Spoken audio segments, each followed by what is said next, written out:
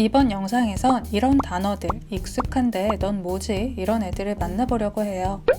얘네들을 의문사라고 부르며 의문대명사, 의문형용사, 의문부사. 우리는 이미 형용사, 부사, 대명사가 뭔지 알고 있으니까 의문이란 용어가 뭘 뜻하는지만 알면 돼요. 자, 의문이란 말은 의심하다, 묻다라는 뜻인데요. 우리 언제 의심하고 물어보죠? 궁금할 때죠. 그래서 우리는 의문사라는 용어를 만났을 때 아, 궁금한 말이구나 이렇게 생각할 거예요. 의문, 궁금한 말이라고 했죠? 그 말이 대명사 일을 할 때 의문 대명사라고 부릅니다. 명사가 올 수 있는 자리에서 어떤 명사의 이름을 대신 말하는데 그 말이 문장에서 궁금해하는 모르는 말인 거죠. 의문 형용사란 용어는 궁금한 말이 형용사 일을 하는 것, 즉 명사를 설명하는 일을 하는데 그 말이 문장에서 궁금해하는 모르는 말인 거고요. 의문 부사란 용어는 궁금한 말이 부사일, 즉 부차적인 정보를 제공하는데 그 말이 문장에서 궁금한 말인 거겠죠. 용어랑은 얼추 친해졌으니 이제는 의문사 단어들을 하나씩 살펴보면서 본격적으로 의문사와 친해져 볼게요. 사전에 왓을 검색하면 무엇, 어떤 이런 뜻을 가졌고 대명사 일을 한다는 걸 알 수 있어요. 왓을 의문 대명사로 쓰는 거예요. 궁금한 말이면서 그게 대명사 일을 해야 할 때 왓을 쓸 수 있다는 말이겠죠? 의문사는 궁금한 말이라고 했는데요. 궁금한 건 물어봐야 해요. 어떻게? 물어보는 문장, 의문문을 쓰면 됩니다. 그래서 이번 영상에서는 의문사를 물어보는 문장, 의문문을 써보면서 친해질게요. 물론 의문사는 물어보는 문장에서만 쓸 수 있는 건 아니에요. 다른 구조에서도 얼마든지 쓸 수 있어요. 그런데 그건 미래에 우리가 열심히 할 거예요. 자, 궁금한 말이면서 대명사 일을 하는 what, 즉 의문대명사 what부터 볼 건데요. 일단 대명사니까 주어, 목적어, 보어 자리에 올 수 있겠죠. 보어 자리는 보통 이런 자리를 말했었죠. 보어 자리에는 형용사나 명사가 왔었고요. 자, 보어 자리에 와야 하는 명사, 즉 너의 이름이 뭔지 알려주는 명사, 그걸 몰라요. 그럴 때 what을 써봅니다. 그리고 모르니까 what이 뭔지 물어봐야죠. 어떻게? 의문문으로 주어와 서술어의 위치를 바꾸면 되는데요. 그런데 우리 궁금한 게 what이죠. 의문사가 뭘 말하는지가 궁금한 거예요. 궁금한 게 의문사라는 건 의문문에 쓴 이유가 바로 의문사를 알고 싶어서란 말이죠. 그래서 영어 사람들은 의문문에서 의문사를 맨 앞으로 부릅니다. 의문사를 앞에 불렀기 때문에 이런 구조가 만들어진 거예요.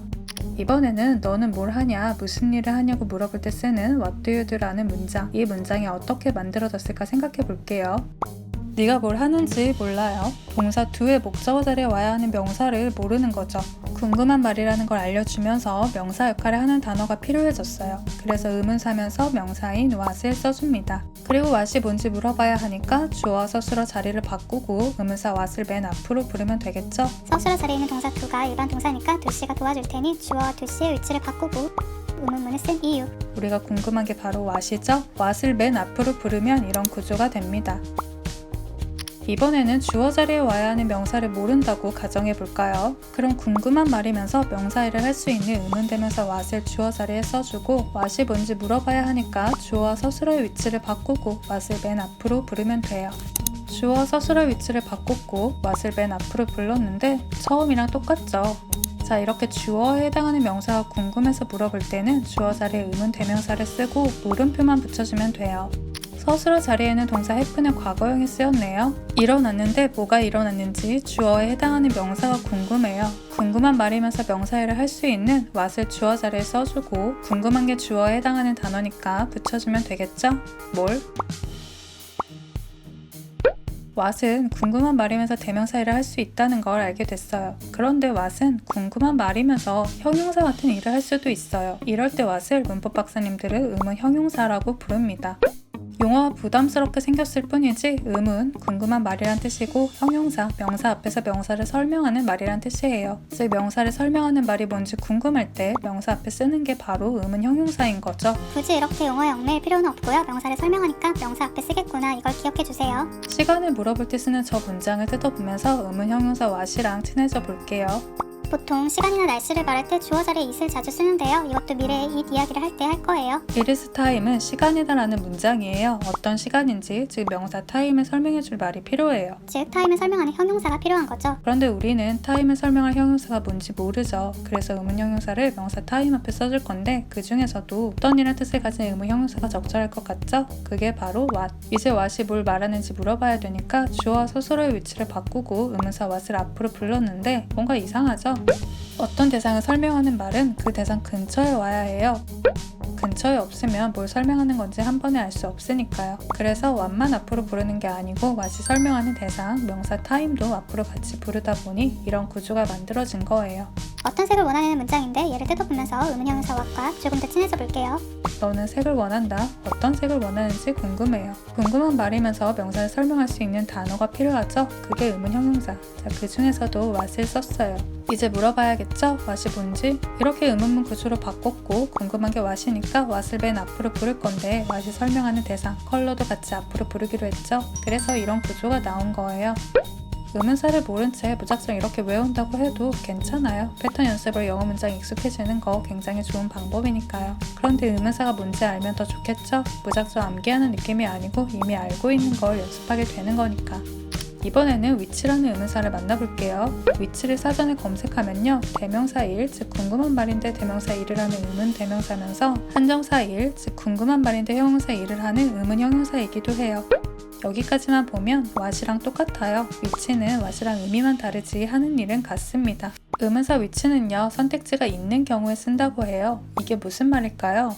색깔이 다른 티셔츠가 3개가 있어요. 이걸 보여주면서 어떤 색을 원하냐고 물어볼 건데요. 일단 이런 구조로 먼저 만들고 궁금한 말이면서 명사를 설명하는 의문형용사를 컬러 앞에 써주고 물어보면 되겠죠? 근데 우리 선택지가 있으면 which를 쓴다고 했잖아요. 지금 선택지가 있죠. 흰색, 분홍색, 노란색. 그래서 이럴 때 which를 써주는 거예요. 그리고 물어봅니다. 우리 말로는 what을 쓰나 which를 쓰나 해석 자체는 같은데요. what 컬러는 이 세상의 모든 색 중에 어떤 색을 말했다면 which 컬러는 선택지 안에서 어떤 색을 말하는 거예요.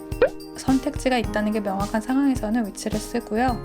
선택지가 있다고 해도 그게 별로 중요한 상황이 아닐 때는 what을 씁니다. 선택지를 주지 않고 그냥 어떤 나라에 살고 싶냐고 막연하게 물어볼 때 나라의 개수가 정해져 있으니까 새라면 셀 수 있어서 선택지가 있다고 볼 수도 있겠죠. 그런데 지금 이 상황은 선택지가 중요하지 않은 상황이에요. 그럴 때 which를 쓸 필요가 없습니다. 물론 선택지가 없는 상황이라면 what을 쓰고요. 의문사 which는 대명사 일을 할 수 있죠. 대명사로 쓴다면 어떤 것, 어떤 사람 이런 뜻이라고 생각하면 돼요. 어떤 게 더 크냐고 묻고 싶어요. 먼저 어떤 것이 더 크다라는 문장을 만들고 물어보는 문장으로 바꿀게요. bigger는 더 큰이라는 의미를 가지고 있어요. 형용사 big에 더라는 의미가 더해졌죠. 이거에 대한 자세한 이야기도 미래의 비교체상 어쩌고에서 다뤄볼게요. 우리는 지금 주어 자리에 와야 하는 명사가 궁금해요. 그래서 궁금한 말이면서 대명사 일을 할 수 있는 의문 대명사가 필요하죠. 우리가 지금 하는 의문 대명사는 what, which 이 두 개인데 지금 선택지가 있는 상황이죠. 왼손에 있는 치킨, 오른손에 있는 치킨. 선택지가 있으면 which를 쓴다고 했잖아요. 그래서 which를 주어 자리에 씁니다. 물어보려면 주어와 서술의 위치를 바꿔야 하는데 우리 주어 자리에 의문사가 오면 굳이 바꿀 필요가 없다고 했어요. 어차피 의문사를 맨 앞으로 부를 예정이었으니까. 그럼 이렇게 물음표만 붙여주면 되겠죠? 이번에 의문사 who를 만나볼게요.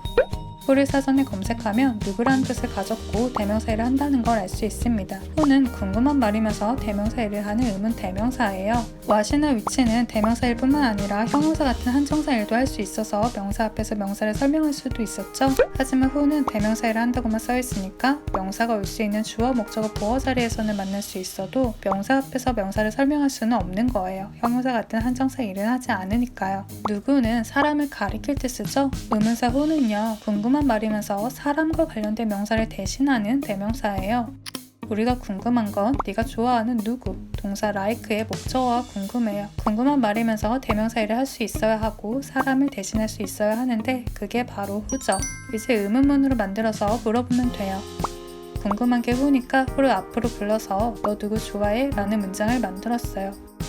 너는 말했다. 누구에게 말했는지 덧붙여 주려면 전치사 to를 쓰고 대상을 적어주면 되는데요. 지금 그 대상을 몰라요. 자, 그런데 이 자리는 전치사의 목적어 자리죠. 목적어 자리니까 의문 대명사를 당연히 써줄 수 있어요. 궁금한 말이면서 대명사 일을 하고 사람을 나타내는 who를 써주면 됩니다. 그리고 이걸 물어보는 문장으로 바꾸고 who를 맨 앞으로 부르면 되겠죠. 도씨를 부르고요. 과거형으로 변신해야 했던 동사일을 도씨가 대신하겠죠. 도씨가 대신 과거형으로 변했으니 동사는 변신할 필요가 없게 됐네요. 주어 도씨의 위치를 바꾸고 who를 맨 앞으로 부르면 누구한테 이야기했냐는 문장이 만들어지죠. 누가 제이크를 봤다. 누가 봤는지 궁금해요. 궁금한 말이면서 대명사 일을 하고 사람을 나타내는 의문사 who를 써줍니다. 주어 자리에 의문사가 오면 물음표만 붙여주면 물어보는 문장이 된다고 했죠. 의문사 who랑 친해지다 보면 이런 애들이 갑자기 튀어나와요. 얘네들과 who가 어떤 관계에 있는지도 같이 알아볼게요. I와 me는요 똑같은 말이지만 자리에 따라 형태를 다르게 쓴 거죠. 주어 자리에는 I를, 목적어 자리에는 me를. who와 whom의 관계도 비슷해요. whom은 who와 똑같은 말인데 특정한 자리에서 형태가 달라진 거예요. 명사가 올 수 있는 모든 자리에는 who를 씁니다. 그런데 목적어 자리라면 whom도 쓸 수 있어요. 반드시 whom을 써야 해 이게 아니고 목적어 자리에 who를 써도 되지만 whom도 쓸 수 있다고 생각하면 돼요. 이 부분을 잠깐 볼까요? 동사 love의 목적어, 즉 네가 사랑하는 사람, 그 사람이 궁금해요. 그래서 궁금한 말이면서 대명사 일을 하고 사람을 나타내는 who를 목적어 자리에 썼어요. 근데 목적어 자리니까 whom도 쓸 수 있겠죠? 이제 이 문장을 의문문으로 바꿉니다. whom do you love도 가능하고 who do you love도 가능해요. 그런데 주로 who를 쓰는 경우가 더 많습니다. I와 my는 같은 의미지만 역할이 달랐죠. I는 대명사다, my는 나이라는 소유의 의미를 가지며 명사 앞에서 명사를 설명하는 형용사 역할을 하죠. who와 whosu의 차이도 똑같아요. 같은 의미지만 역할이 달라요. who는 누구라는 뜻으로 대명사 일을 하고 whose는 누구의라는 소유의 의미로 마치 형용사 같은 역할을 합니다. 이 구조가 어떻게 나왔는지 간단히 살펴볼게요. 누구의라는 건 궁금한 말이면서 사람의 소유를 나타낼 수 있고 명사를 설명할 수 있는 단어여야 하죠. 그게 바로 whose예요. 이제 물어보는 문장으로 만들어서 whose가 뭘 말하는지 물어볼게요. 궁금한 whose를 맨 앞으로 부릅니다. 근데 설명하는 말은 설명하는 대상 가까이에 있어야 하니까 whose가 설명하는 house도 같이 앞으로 불러줘야 해요. I와 my는요 역할은 같은데 의미가 약간 다르죠. my에는 소유의 의미가 들어가서 나의 것이란 뜻이 됐죠. who와 whose도 역할은 같은데 의미가 약간 다릅니다. whose는 이렇게 소유의 의미가 들어간 대명사 역할도 할 수 있어요. 누구의라는 뜻으로 형용사 같은 역할을 하는 whose와 누구의 것이란 뜻으로 대명사 역할을 하는 whose는 스펠링이 같은 거예요. 이것은 누구의 것이다 라는 문장을 먼저 만든 다음에 물어볼게요. 목적어 자리에 와야 하는 명사는 궁금한 말이면서 명사일을 해야 하고 사람의 소유란 뜻도 가지고 있어야겠죠? 그게 바로 whose. 그 다음에 이 문장을 물어보는 문장으로 바꾸고 궁금한 whose를 앞으로 보내면 누구 거냐고 물어볼 수 있습니다. 이번에는 의문사 when을 만나볼게요. 사전에 검색해보면 when은 언제라는 뜻을 가졌고 부사 역할을 한다고 하죠. 궁금한 말이고 부사일을 하죠. 그래서 when은 의문 부사예요. 부사는 동사, 형용사, 부사 문장에 부차적인 정보를 제공하는 말이죠. 부사가 제공하는 부차적인 정보가 궁금할 때는 의문 부사를 써서 물어보면 되는 거예요. when은 언제라는 뜻을 가진다고 했죠. 시간에 관한 부차적인 정보가 궁금할 때 의문 부사 when을 씁니다. I can see you again 이 문장은 나는 너를 다시 볼 수 있다는 문장이죠. 근데 그게 언제인지를 몰라요. 만약 이번 여름이라면 이렇게 this summer를 적어주면 되겠죠. 그럼 this summer가 시간에 관한 부차적인 정보를 제공하게 되는 거예요. 근데 우리는 언제인지 몰라요. 궁금한 말이고 부사일을 하며 시간에 관한 정보라는 거 알려주는 의문부사 when이 필요해요. 그런 다음 의문문으로 만들고 우리가 궁금한 when을 맨 앞으로 부르며 언제냐고 물어볼 수가 있습니다. can은 do씨랑 비슷해요. 동사일을 대신하기 때문에 주어 I와 can의 위치를 바꿔주면 그게 의문문이 돼요. 그리고 when을 맨 앞으로 부르면 내가 널 언제 다시 볼 수 있냐는 문장이 되죠. 이번에 의문사 where를 볼게요. 사전에 검색하면 이런 뜻을 가진 부사라고 나오네요. 궁금한 말이면서 부사일을 하는 where도 의문 부사예요. 대신 where는 장소나 위치에 관한 부차적인 정보가 궁금할 때 씁니다. He is at home. 이 문장은 그는 집에 있다라는 문장이죠. at home이 그가 있는 장소에 대한 정보를 알려주고 있어요. 근데 우린 그가 있는 장소를 모르는 거예요. 그래서 궁금한 말이면서 부사일을 하고 장소에 대한 정보라는 걸 알려주는 where를 써줍니다. 그리고 의문문으로 만들고 우리가 궁금한 where를 맨 앞으로 부르면 그가 어디 있냐고 물어볼 수 있게 되겠죠. 이번에는 의문사 why를 만나볼게요. why도 사전에 검색하면 왜라는 뜻을 가진 부사라는 걸 알 수 있어요. 궁금한 말인데 부사일을 하는 why도 의문 부사죠. why는 이유에 관한 부차적인 정보가 궁금할 때 씁니다. 너는 그가 착해서 그를 사랑한다라는 문장이라고 가정해볼게요. 여기서 그가 착해서라는 건 네가 그를 사랑하는 이유에 관한 정보가 되죠. 근데 우리는 그 이유를 모르는 거예요. 그래서 궁금한 말이면서 부사일을 하는데 그게 이유와 관련된 정보라는 걸 알려주는 why를 써줄 거예요. 그 다음엔 의문문으로 만들고 우리가 궁금한 why를 맨 앞으로 부르면 네가 그를 사랑하는 이유가 뭔지 물어볼 수 있게 되겠죠. 이번 영상의 마지막 의문사 how를 만나볼게요. 사전에 검색하니 이런 뜻을 가졌고 부사라고 하는 거 보니까 궁금한 말이면서 부사일을 하는 how도 의문 부사겠네요. how는 주로 방법, 방식, 상태, 정도와 관한 부차적인 정보가 궁금할 때 씁니다. 인사할 때 하는 말이죠. U와 여기까지만 보면 너는 존재한다 라는 뜻이라고 해석할 수 있는데요. 어떤 상태로 존재하는지를 몰라요. 그래서 궁금한 말이면서 부사일을 하고 상태와 관련된 정보를 나타내는 how를 써준 다음에 의문문으로 바꿔주고 궁금한 게 how니까 how를 맨 앞으로 부르면 너의 상태가 어떤지를 물을 수 있게 되는 거예요. 그는 직장에 간다, 일하러 간다라는 뜻이죠. 만약 바이카를 써주면 그가 차를 사용해서 일하러 간다라는 문장이 돼요. 바이카가 일하러 가는 방식, 수단에 관한 정보를 제공해주죠. 근데 우리는 그걸 몰라요. 그래서 궁금한 말이면서 부사일을 하고 방식에 관한 정보를 나타내는 how를 써줍니다. 그 다음에 물어보는 문장으로 바꾸고 우리가 궁금한 how를 맨 앞으로 부르면 그는 일하러 갈 때 어떻게 가냐고 물어볼 수 있게 되는 거예요. 이 문장에서요, open은 가끔, 자주 이렇게 빈도에 관한 정보를 제공해주는 부사 단어인데요. 부사는 부사에게 정보를 제공하기도 하죠. 빈도의 정도가 궁금해서 궁금한 말이고 부사일을 하고 정도에 관한 정보를 제공하는 how를 부사 open 앞에 써줍니다. 그리고 의문문으로 바꾸는 거예요. 주어가 you고 사수라 자리에 동사가 go니까 이걸 바꿀 건데 두씨가 도와주겠죠. 그 다음 궁금한 how를 맨 앞으로 부르면 되는데 설명하는 말은 설명하는 대상 근처에 있어야 하니까 open도 같이 앞으로 가져오면요, 너는 그의 사무실에 얼마나 자주 가냐고 물을 수 있습니다. 우리가 오늘 살펴본 what, which, who, when, where, why, how 얘네들은 문장을 데려오는 경우가 많아요. 이럴 때는 오늘 살펴본 의문사들과 의미는 비슷한데 하는 일이 좀 달라서 이건 미래에 자세히 다뤄볼게요. 다음 영상부터 시제 이야기를 시작해보려고 해요. 도움이 되셨다면 좋아요, 구독도 부탁드려요. 그럼 다음 영상에서 만나요.